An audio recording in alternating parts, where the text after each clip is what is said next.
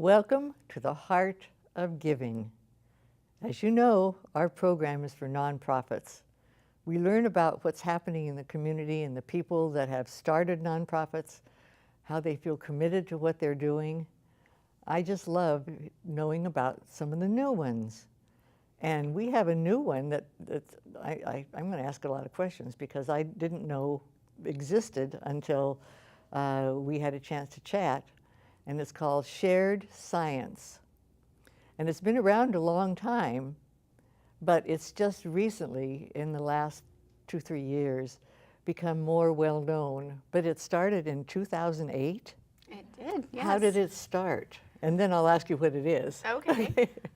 Well, basically there were three. Oh, this minute. Oh. This is Michelle Wells, and she is the co-founder and the president of this Shared Science group, and Jackie Viale, who is the executive director. Yes. So we'll get to you in just a minute, but we'll start with you and tell me what is this and who started it? What is it? What are you doing? What are we doing? Well, Shared Science was formed by three moms, myself included, and one of the moms had an engineering background, and the second mom had an accounting and finance background, and then myself, I had a communications background. We all had second graders, and we saw that within the school system, Long Beach Unified does such a fabulous job, and we loved our school and loved the teachers, but there wasn't any opportunity for kids to learn the language of science and technology, learn the language of computers, and the teachers were already overwhelmed with the types of curriculum that they were committed to by the district and right. So we thought, well, we could bring an after-school program together that taught early engineering and got kids enthusiastic about science and mathematics. And even knowing what the words mean. Right, in a new and a friendly, creative, playful way. So what's the first thing you did? We rounded up a group of kids in our own classrooms, so our own little second graders, and we bought these Lego education kits. Kids love Lego. If you bring out those colorful blocks and you stack them, they're excited. They get excited. And what we did was we tied it to some science curriculum, specifically simple machines. And so kids were learning how things went together and the way things work, but in a playful way. So small little builds. And you, as the ones that started it, taught this. Yes, so three moms. None of us were educators, but we were all pretty savvy. And once we got going, we held one class, and then we took the kids to Legoland as part of the first Lego League, and that is a robotics competition.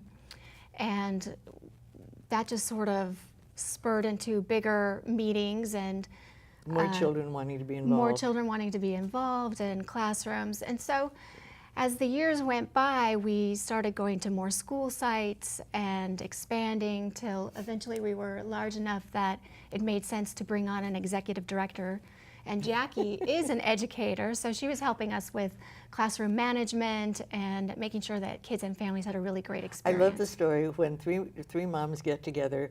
They have 3 second graders, and those 3 moms and Lego education get together after school and teach a class. That was it. That was the beginning. That's wonderful. That's wonderful. And how long did that happen before Jackie came along?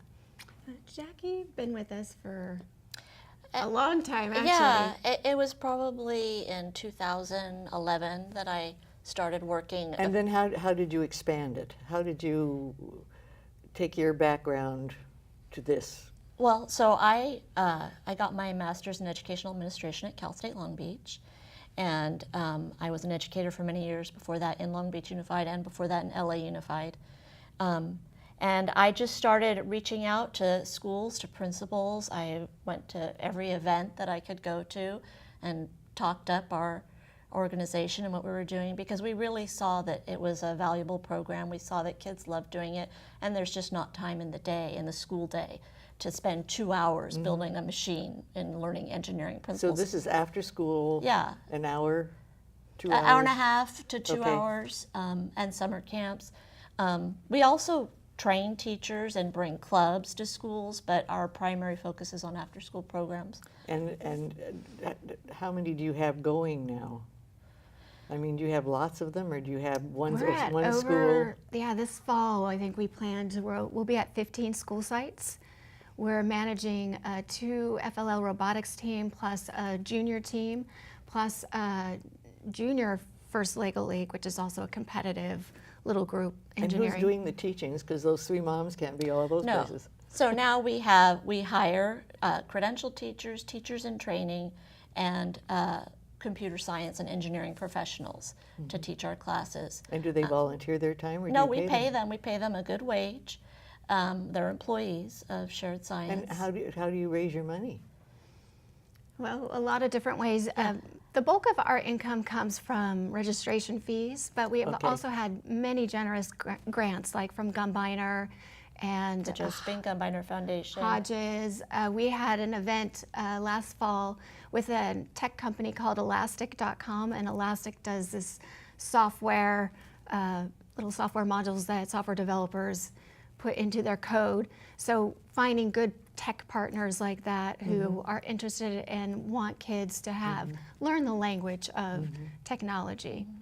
Do you have any stories that you can remember about something that happened with a child, or what they come out with at the end? And You know what, it inspires me and continues, it's been, over 8 years since we started, and still we're doing this, and usually my interest wanes pretty quickly, but what keeps me coming back is not only the happy flappies where, kids are so happy that they flap and they jump and they're excited about what they're building and what they're learning, but one of the programs that Jackie helped put together with Professor Kim Hatch at Long Beach City College through an equity grant is this internship program where the college grant pays college students to come into our classrooms as class aides and interact with the younger students, helping them build these contraptions and mechanisms and learn about science and technology while they're learning how to interact with young bodies and seeing their enthusiasm. So at multiple levels, the older the students get, they're all getting something out of the connection with science. and students don't realize the education they're getting. No, and what we found is even at the part of it that's the Long Beach City College piece is that students were coming into Long Beach City College wanting to major in engineering, mathematics, science, and not really knowing what those fields were, not really knowing what an engineer was, that it's not a driver of a train. And so we're trying to continue the kindergarten to college pipeline and get kids involved at a very young age and continue their interest through higher education and to career paths. So those city college interns were applying their science and engineering and mathematics knowledge, their physics knowledge, in a class where they could see, oh yes, we teach kids about these mechanisms. We teach them how gears and levers work. Yeah, well, and kids don't really know that this is introduction to science. No, they just think they're they're enjoying playing and themselves. building. Yeah. So it's been very exciting to see that. Another program that I think has been really satisfying to see grow is that I really wanted to get more girls involved, because we know there's been a dearth of girls involved in higher education, in computer science, in engineering, and in careers in the workplace. In STEM. In STEM altogether. And so we got together a girls robotics team and sort of mentored them along in the first Lego League robotics, which we always have teams compete in.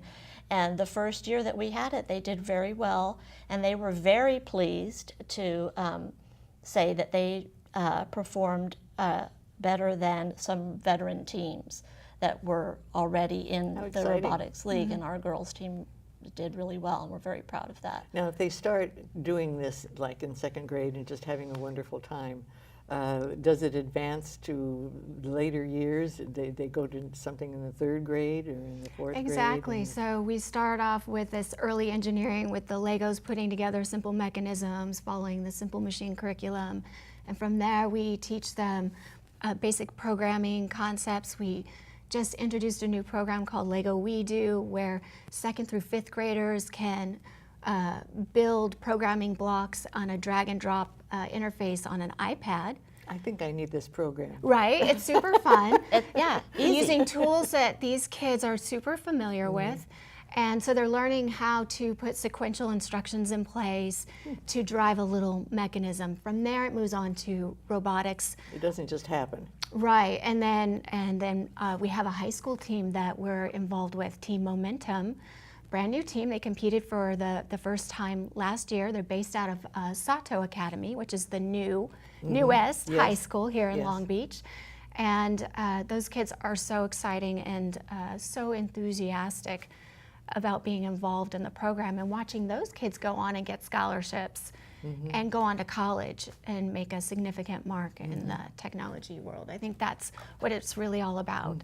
But you don't have to be someone who's going to be an engineer or a software developer. You could be someone who's interested in becoming an automotive mechanic or an architect or a nurse or a doctor.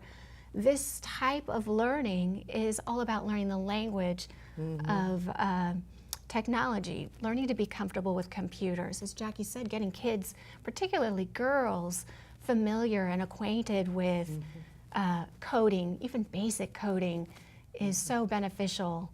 And it's in every career now. If you don't know something about computers and technology now, you're going to be left behind, no matter what career you go into, whether it's teaching or... Oh, yes. Oh, absolutely. So we really think That's it's what important. I was saying. I needed that in early grades. Yeah, right. And that's what Yeah. everybody says. Yeah. And it's problem solving, it's creative thinking. Well, I love this. This is wonderful. And the last quick question, because we're almost through. The 3 moms that started this had children in the 2nd grade. What grade are they in now? My son just started his sophomore year at Poly High School. Okay, now is he going into something that's related to this? You know, he isn't going to become a computer programmer, Okay. but he is interested in building bridges. So Very good. Very we'll good. see. That's wonderful. That's a good dream. Yeah. Thanks so much. That's exciting. And thank you for being here Thank because you people will be very interested in this. We Thank hope you. so. Thank Thank you you. for having us. Yes. We'll be right back.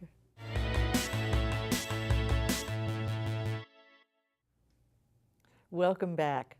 Our next segment is very, very important in our community.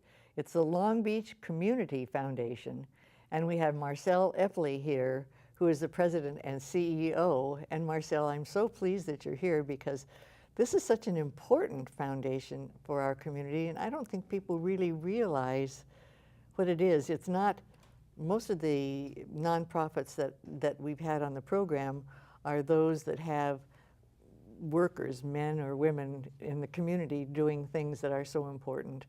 But your group deals with financing of so many things that are important. Tell me what the Community Foundation really is.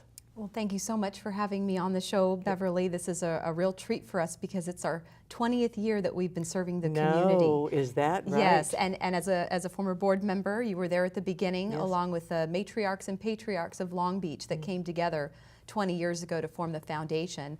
And many of them said, we need an organization that can be stewards of philanthropic dollars, help individuals give to charity, foster philanthropy, be advocates to the nonprofits in Long Beach, and benefit the city of Long Beach. And that's why we were formed 20 years ago this year in 2016. So it's a pleasure to be the head of the organization. Absolutely, and you're doing such a good job. Everybody says, "Oh, we're glad we have Marcelle." So. Well, thank you.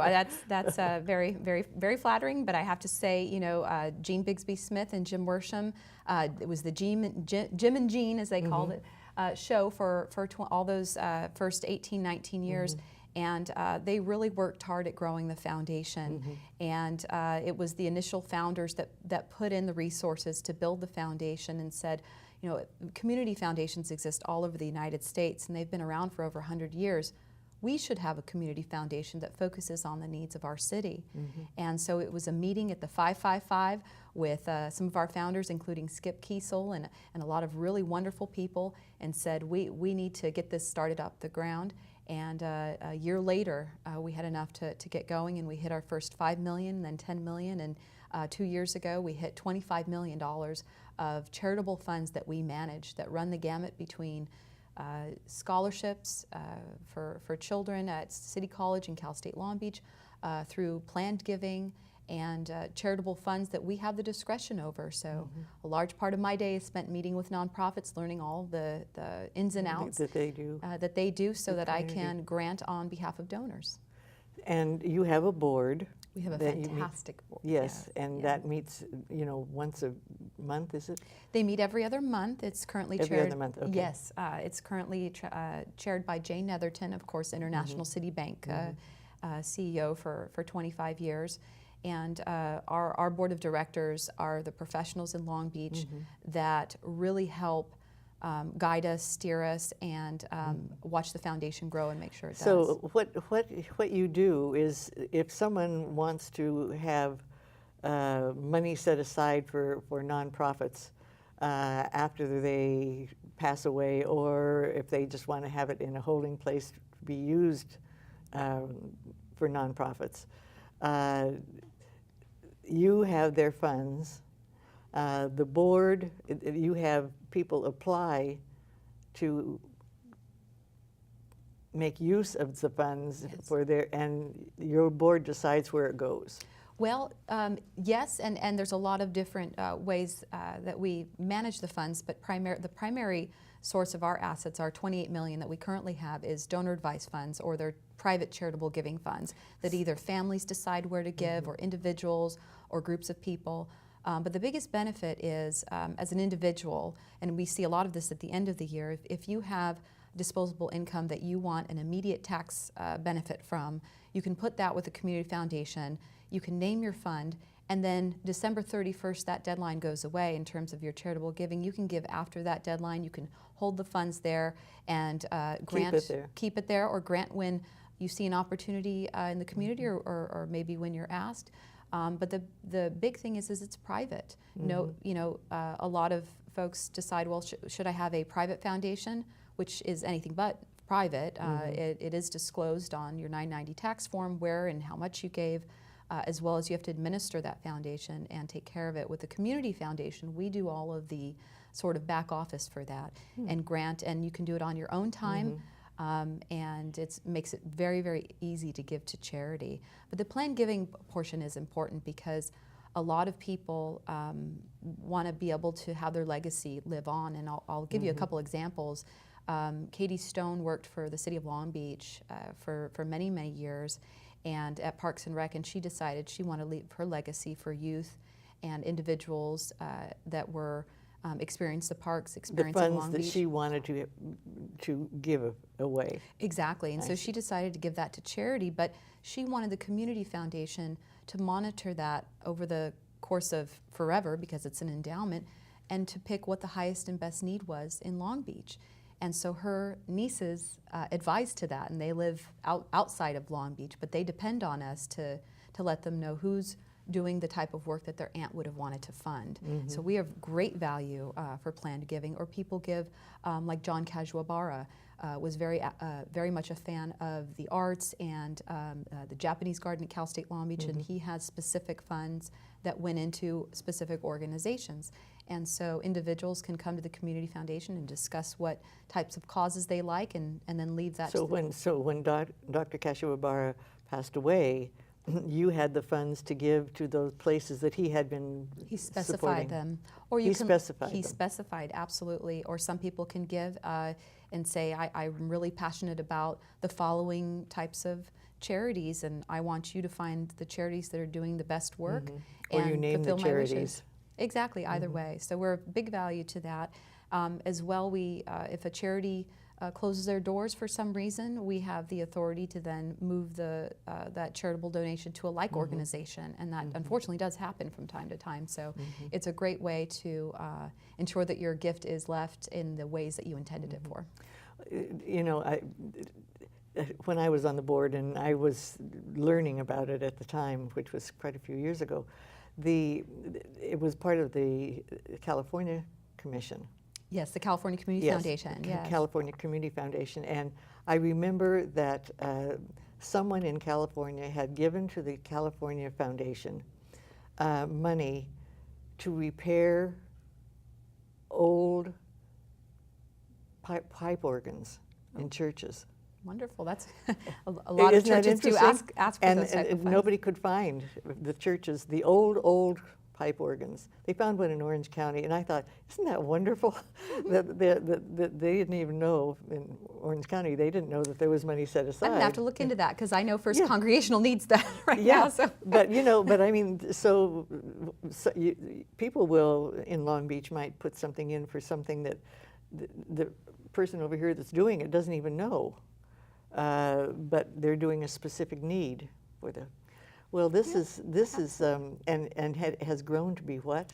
It's grown today to be $28 million of philanthropic funds, and I mentioned about half of what we do is charitable giving funds. Another portion is scholarship funds. So if you're familiar with the Safe Surrender program, Don Kanabe has set up a fund where those babies, which a few of them are going to be going to college in a couple of years, will be getting scholarships from the Community Foundation. Is that right? That's right, and anybody can donate to it, and it's on our website.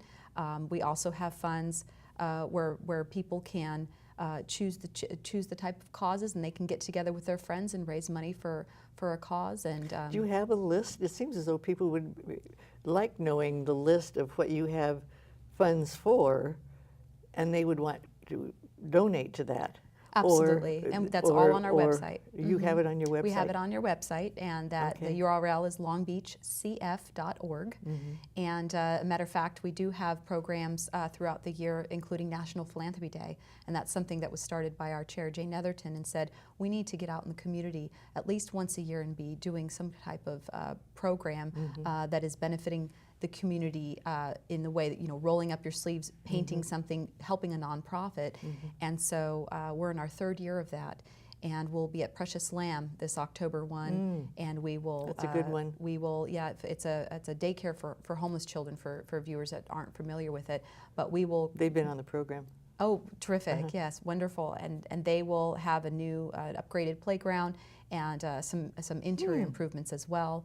I think one of the best stories that we heard too was from Young Horizons, which is a daycare over on 5th and Atlantic, and we did a 50-foot mural and enhanced the entrance of their entryway there and did some needed painting and improvements and screens and a whole. I mean, it was a big facelift. But I think the thing that warms my heart the most that I hear that I kind of carry around with me is the children that came to school the next day. The comments that we heard from them would just move you. And when I remember a child looked to his mother and said, "Look, Mom, it's like we're a real school now." Oh my. And so it's that impact that we're making and the impact that community foundations make that's happening every day by the monies that we're granting to the nonprofits and trying to help the donors and match with the nonprofits because it can be overwhelming sometimes to people. And of course we try to keep all the money in Long Beach. Last year we granted $2.5 million, and we're growing, and every Wow. year we're growing and Well, growing. I think the popularity, or people just understanding what the Community Foundation is, because, you're the keeper of funds for so many things that it isn't just for one program or that they need to get through the maze of knowing exactly what Community Foundation does. And a lot of people like to have their money there just because it's already been given. Exactly. Because, they may need it as a write-off on what they're doing now. Sure, and we accept cash, credit cards, and checks, but also appreciated stock is very popular, especially at the end of the year.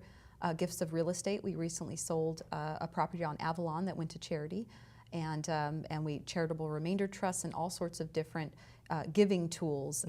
And I think in short, if an individual is interested in giving to charity, they should absolutely come and visit the Community Foundation to figure out all the different programs that are available. And conversely, the nonprofits, I would encourage all nonprofits to give us a call. and contact us. I love to do tours. I love Say to your see. telephone number. Sure, it's 562-435-9033. And Again. I am there, 562-435-9033. And I pick up the phone, and our vice president, who's wonderful, Colleen Bragoloni, she's there, and both of us are on point to help out with nonprofits and individuals. So, Well, I'd like to thank you also because it kept this program on the air when we first started, and that's been a wonderful help. So Community Foundation was a big help Yeah. to PadNet, and Yeah. we believe in it and still love to see it public thrive and access- grow. Public Yes. access. Public access. Well, Absolutely. Marcel, thanks so much. My pleasure. Thank you. I'm just delighted that you're doing what you're doing and that you're loving it and they're loving you. So thank you very much for being Thank you for here. having me. Thank you. I hope you have a better understanding. I still need to know more, but we're glad that you are here still with us. We'll see you next time.